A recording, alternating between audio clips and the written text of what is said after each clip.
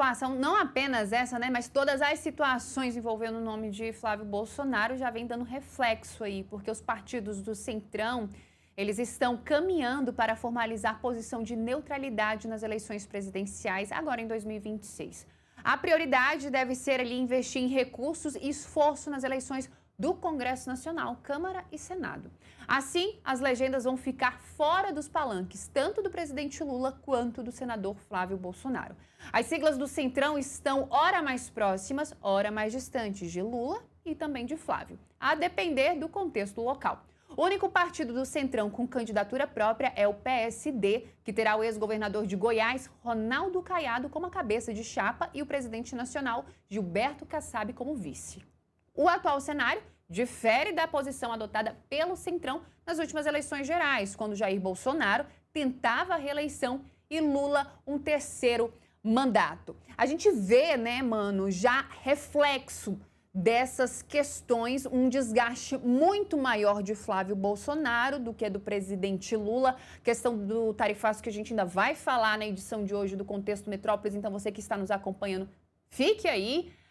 Mas nós temos a questão do tarifaço que poderia desgastar sim a imagem do presidente Lula, mas a questão envolvendo o senador Flávio Bolsonaro, ela ainda é muito maior, né? Porque são escândalos que vêm aí se arrastando há bastante tempo, como o caso do Banco Master. Eu vou juntar mais uma pessoa aqui que vai conversar com a gente para a gente poder falar sobre esse cenário eleitoral, os reflexos de todas essas crises dentro dessa questão. Nós vamos conversar com o cientista político Márcio Coimbra para trazer para a gente. Oi, Márcio, bom dia, boa tarde para você. Obrigada por estar conosco, um prazer.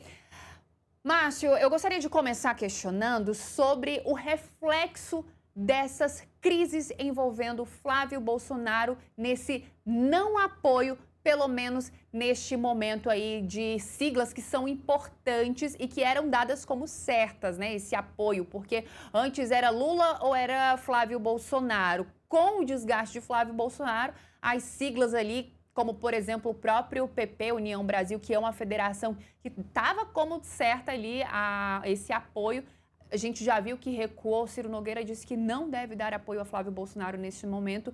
Como essas crises estão sendo aí reflexo nessa neutralidade dos partidos em apoio a esses presidenciáveis, Márcio? Obrigado, Marília, pelo convite, pelas considerações pontuais muito bem colocadas, pelo que o Mano também já colocou. Meu abraço aqui para ele também e meu bom dia, assim como para toda a audiência. É verdade, a candidatura de Flávio Bolsonaro, ela sofre de um problema de credibilidade. O candidato, por sofrer esse problema de credibilidade, ele vê não muitos aliados entrando no seu barco nesse momento.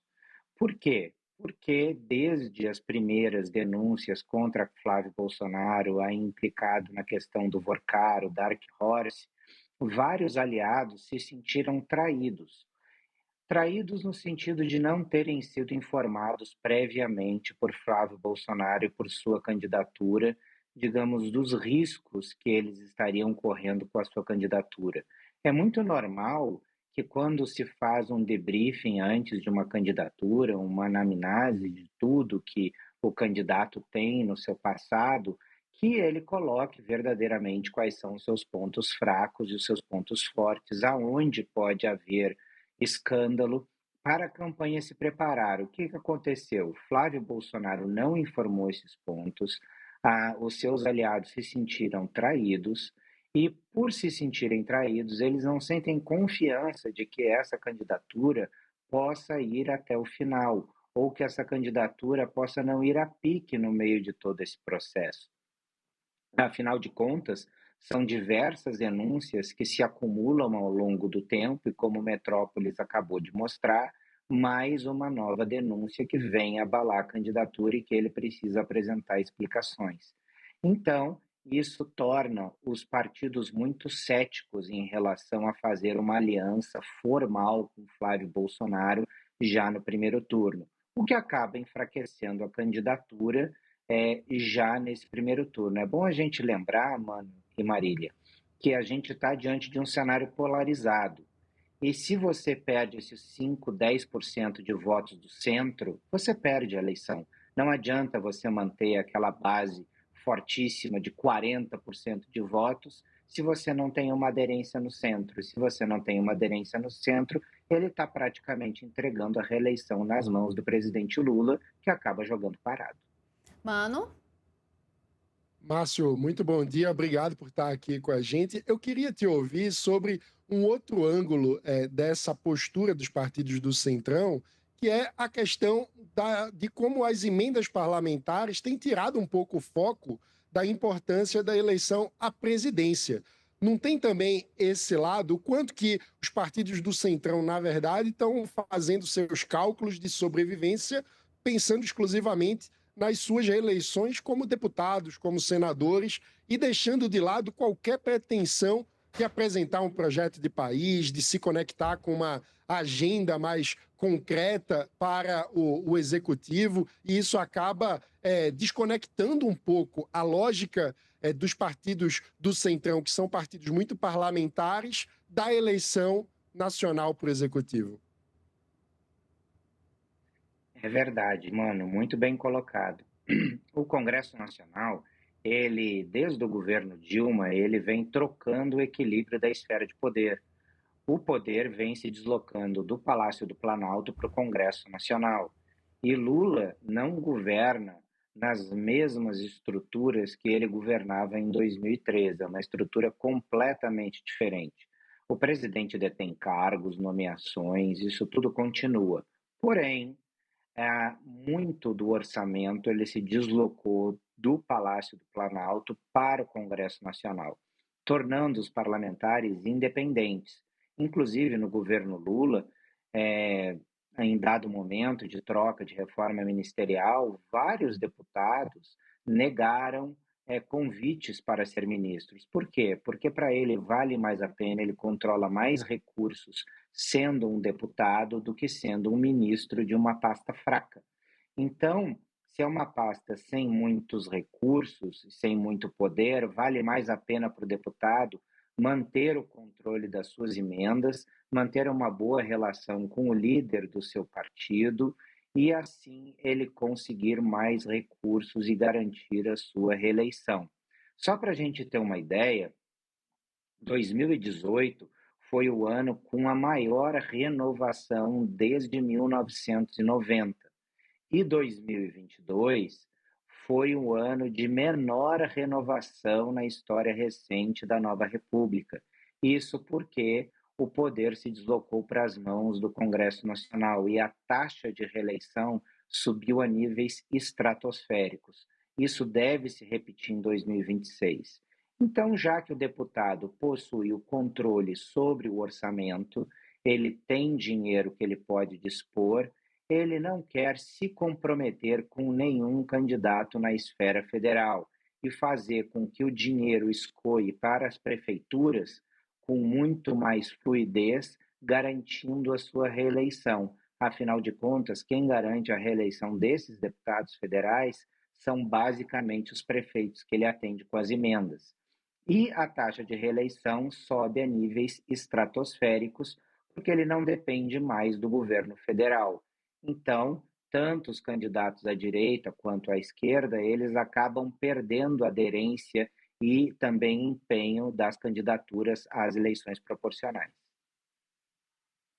Hoje, aqui no Contexto, nós iremos falar sobre um outro ponto que vem aparecendo como um enfraquecimento nessa pré-candidatura de Flávio Bolsonaro, que foi uma recente declaração que ele fez em um evento com embaixadores, colocando ali mais uma vez as urnas eletrônicas em destaque.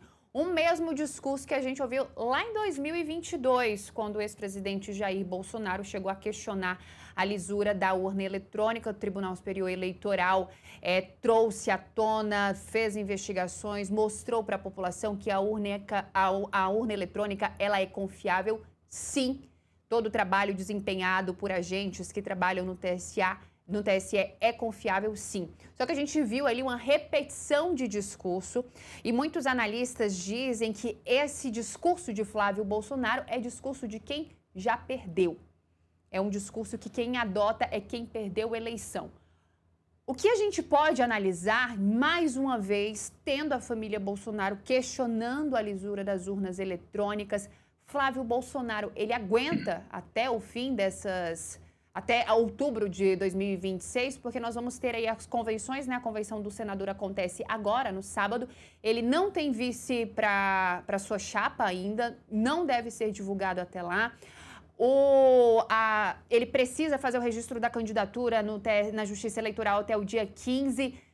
A Justiça Eleitoral, ela pode barrar essa candidatura de Flávio Bolsonaro? Fiz duas perguntas aí, Márcio, eu quero que você me ajude a entender essas questões. Flávio Bolsonaro aguenta até o fim? E a Justiça Eleitoral pode barrar essa candidatura? Olha, Marília, são as duas perguntas que pairam aqui em Brasília nesse momento. Muitos apostam que Flávio Bolsonaro não aguenta até o fim e que Michele Bolsonaro estaria no banco de reservas, não na escolha da família Bolsonaro, mas na própria escolha do PL. E ao se afastar da candidatura de Flávio Bolsonaro, Michele se coloca partidariamente e politicamente numa situação onde ela pode vir a se tornar a candidata do PL ainda. O que eu quero dizer com isso? Não estou dizendo que ela será, estou dizendo que dentro dessa conjuntura, essa é uma possibilidade que não pode ser descartada. Por quê?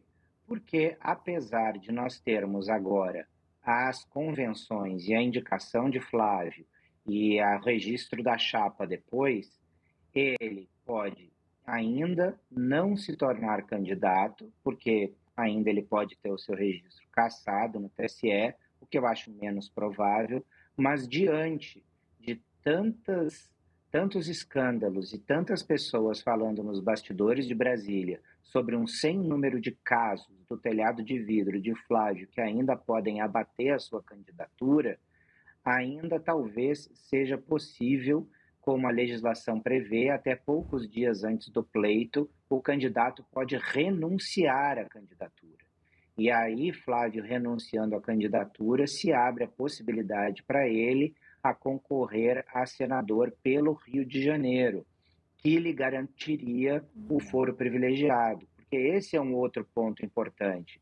Flávio, se perder a eleição presidencial, perde o foro privilegiado, e com um telhado de vidro tão grande, ele corre muitos riscos de enfrentar decisões da justiça que podem vir levá-lo à prisão ou a qualquer outro tipo de intervenção do judiciário.